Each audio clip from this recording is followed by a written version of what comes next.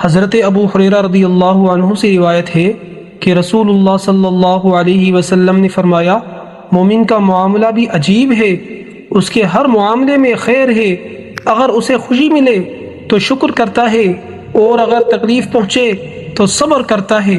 صحیح مسلم حدیث نمبر 2999۔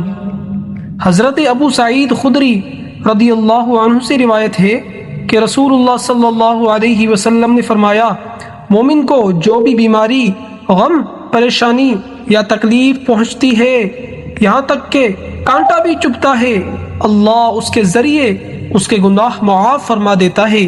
صحیح مسلم حدیث نمبر 2573۔ حضرت عبداللہ بن عباس رضی اللہ عنہ سے روایت ہے کہ رسول اللہ صلی اللہ علیہ وسلم نے فرمایا، اس بندے کو کبھی فاقہ نہیں ہوگا جو قرآن پڑھتا ہے، اور نہ اس کے کبھی ایسا کوئی گناہ نصیب ہوگا۔